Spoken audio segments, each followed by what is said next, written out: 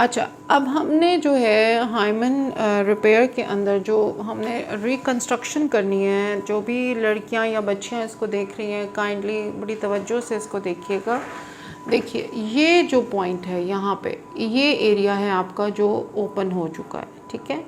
इसके ऊपर मसाना है यानी यूरिनरी ब्लैडर और यूरेथ्रा की ओपनिंग है, और इसके नीचे जो है वो मकद यानी रेक्टम की ओपनिंग है। अच्छा, अब ये जो आपने हाइमन को रिकंस्ट्रक्ट करना होता है बेटा, इसमें हमने दोनों साइड से थोड़ा थोड़ा टिश्यू लेना होता है।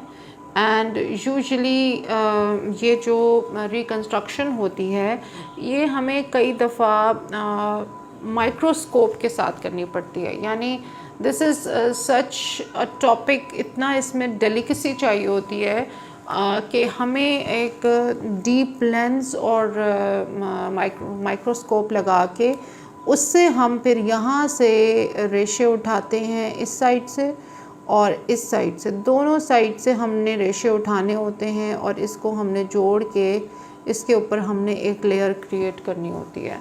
अब जो रिकंस्ट्रक्शन होती है हाइमन की, वो यूजुअली सिंगल लेयर में भी की जाती है, लेकिन सिंगल लेयर का तरीका अभी काफ़ी अरसे से काफ़ी पुराना हो चुका है। अभी जिस तरीके से मैं रिकंस्ट्रक्शन कर रही होती हूँ, मैं इसकी डबल रिकंस्ट्रक्शन या ट्रिपल लेयर में करती हूँ। यानी कि ये जो आप सुराख देख रही हैं यहाँ पे, इस सुराख के अंदर हम 3 लेयर्स क्रिएट करते हैं, और वो तीनों लेयर्स को अपने अपने लेवल के ऊपर स्टिच करते हैं, जिससे हमें 1, 2 और 3 ऊपर नीचे हमें 3 पर्दे, इसके ऊपर 3 लेयर्स में पर्दा मिलता है। अगर बच्चियां जो हैं वो यूजुअली चूँकि घरों में पता नहीं होता, किसी को बताया नहीं होता, और शादी का टाइम भी यूजुअली कई बच्चियों का काफ़ी करीब आया हुआ होता है, तो जिस तरह की रेस्ट हम उनको कहते हैं कि यार आपने बेड से नहीं उतरना, आपने बेड रेस्ट करनी है, ज़्यादा वॉक नहीं करनी, या कई बच्चियां जो होती हैं वो उन्हें चूँकि घर में बताया नहीं होता तो देयर इज़ अ प्रॉब्लम, तो वो उस तरह का रेस्ट नहीं कर पाती। तो उससे ये होता है कि अगर हमें ट्रिपल लेयर में स्टिचिंग करने का ये फ़ायदा होता है कि अगर एक लेयर आपके आराम ना करने की वजह से टूट गई है या फट गई है, तो आपके पास दूसरी लेयर होती है। अगर दूसरी लेयर टूट फट गई है तो आपके पास तीसरी लेयर होती है। सो इन दैट वे आप वी मेक श्योर कि यहाँ पे स्टिचिंग जो है वो डबल ट्रिपल लेयर में हो रही हो। अच्छा, अब ये भी कोई 100% ऑथेंटिक बात नहीं होती कि हर केस में जैसे यहाँ पे दिखाया गया है यही प्रेजेंटेशन होती है। इंसानी अज़ा जो हैं, जिस तरीके से अल्लाह ताला ने डिज़ाइन किए हैं, जिस तरीके से अल्लाह ताला ने उनको बनाया है, इंसानी अज़ा के अंदर बहुत सारी वेरिएशन होती है। यानी जब हम मेडिकल कॉलेज में बुक्स पढ़ रहे थे और जब हम थ्योरी पढ़ के हम टॉप कर लेते हैं तो हम अपने आप को समझते हैं कि ओ हमने हर चीज़ सीख ली है।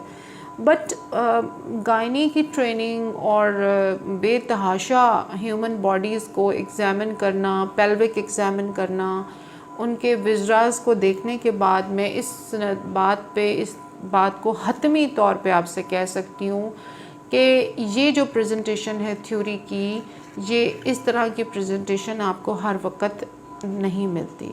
कुछ लड़कियों का जो है ये वाला एरिया, ये जो हाइमन है, ये बहुत डीप अंदर पड़ी हुई होती है। जैसे उन्होंने किताब में आपको ड्रॉ करके समझाया है, इसका मकसद है आपको बेसिक टिश्यू की ओरिएंटेशन देना, लेकिन असल प्रेजेंटेशन कैन वेरी टू 200 से 2000 तरह से डिफरेंस होता है। कहीं मसाना थोड़ा सा ज़्यादा ऊपर होता है, कहीं मसाना थोड़ा नीचे होता है, कहीं मसाने की जो नाली है वो थोड़ी मोटी होती है, कहीं हाइमन जो है वो बहुत अंदर जाके पड़ी हुई होती है, बाहर से आपको लगता है हाइमन नज़र ही नहीं आ रही।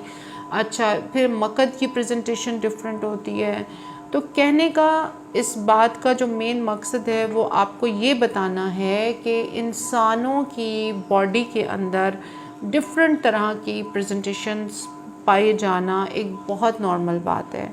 जैसे एक ब्रेस्ट छोटा हो गया, एक थोड़ा बड़ा हो गया, फेस की एक साइड थोड़ी बड़ी हो गई, दूसरी साइड थोड़ी हल्की हो गई, फिर कोई एक जो बाजू है वो ज़्यादा मोटा होता है, दूसरा पतला होता है। यही सूरत हाल नीचे के ऑर्गन्स की भी होती है।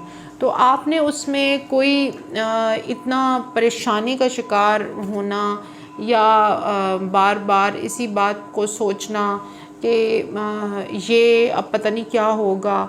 तो मेरा इस सारी बात की जो जिस्ट है वो ये है कि your doctor should be that much professional कि उसने हाइमन की एटलीस्ट 2 लाख तरह की 2 लाख ना सही 2000 तरह की प्रेजेंटेशंस देखी हुई हों, उनको स्टिच किया हुआ हो।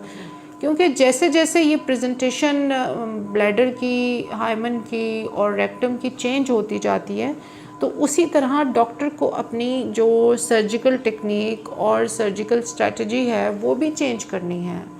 तो अगर डॉक्टर इसी किताबी वाली पिक्चर के ऊपर बैठा रहेगा तो असल में आपको ये पिक्चर ऐसे नहीं मिलती है। असल में पिक्चर बहुत डिफरेंट होती है। वहाँ पे आपको लेबियास भी होते हैं, क्योंकि यहाँ पे उन्होंने लेबियास काटे हुए हैं ऊपर से। नंबर 2, वहाँ पे आपको हर औरत का अपना एक जेनेटिक मटेरियल है, उनका अपना एक तरीका कार है, मतलब बॉडी की जो ग्रोथ होती है। तो सब औरतें या सब मर्द एक ही तरह से नहीं बने हुए होते। अच्छा, तो ये हमने जी बात हो रही थी साइडों से टिश्यू लेके हमने इसको स्टिच करना है।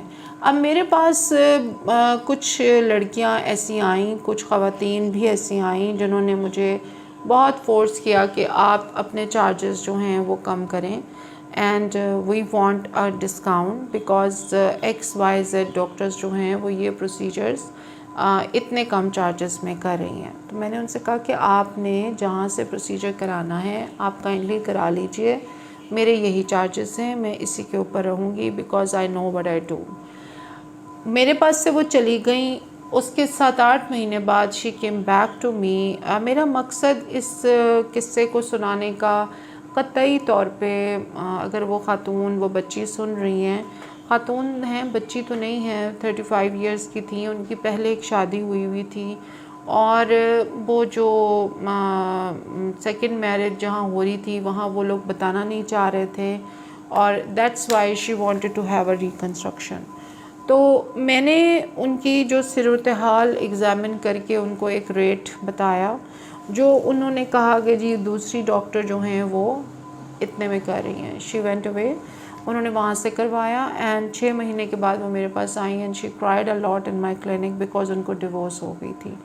यहाँ से वो ब्याह के अमेरिका गई और जब उनका इंटरकोर्स हुआ उनके हस्बैंड के साथ, तो हस्बैंड ने कहा कि जी तो खून तो निकल आया है, बट जो डॉक्टर जिस पीछे से आपकी जो पूरी जगह है ये तो कई मतलब यूज्ड है and it is very open, it is not a scenario जिसमें कोई यंग लड़की वर्जिनिटी में अपने खामन के पास आती है। तो या तो आपका कोई रिलेशनशिप रहा है या आप हमसे झूठ बोल रही हैं। तो फिर शी फाइनली टोल्ड हस्बैंड कि जी मेरी इस तरह शादी हुई थी and it stayed for a year, बच्चा कोई नहीं हुआ। तो मेरा अर्ज़ करने का मकसद है कि अक्सर बच्चियां जो हैं वो सिर्फ हाइमन को स्टिच कर देना, यानी बोतल का मुंह आप ऊपर से बंद कर दें, इसके अलावा वो कुछ नहीं सोचती। अब जब मैंने उनको बताया था तो मैंने उनसे कहा था देखिए बेटा, आपका मैंने एग्ज़ामिनेशन किया है, ऊपर से स्टिच करने का सिर्फ फ़ायदा नहीं है, आपका जो एरिया है, जो पीछे आपकी कनाल जा रही है वेजाइनल कनाल, वो एक वर्जिन लड़की से बहुत ज़्यादा ओपनड है। अब उसकी क्या रीज़न है, उसमें बहुत सारी रीज़न्स हो सकती हैं कि आपका, मैं अब इस केस से हट के बात कर रही हूँ कि आपका अपने पार्टनर के साथ कितना प्रोलॉन्ग रिलेशनशिप रहा, फिर आपका सेक्स की जो ड्यूरेशन थी या जो कंसिस्टेंसी थी वो क्या डेली होती थी, कितनी देर के लिए होती थी। आप कुछ अब लड़कियां हैं जो 4-4, 5-5 साल से एक रिलेशनशिप में हैं और वो बहुत मतलब कंसिस्टेंसी से उनका एक आपस में सेक्सुअल लाइफ है। तो ऑब्वियसली अगर आप बच्चा नहीं भी पैदा करेंगी तब भी आपकी जो वजाइनल कैनाल है वो एक वर्जन नर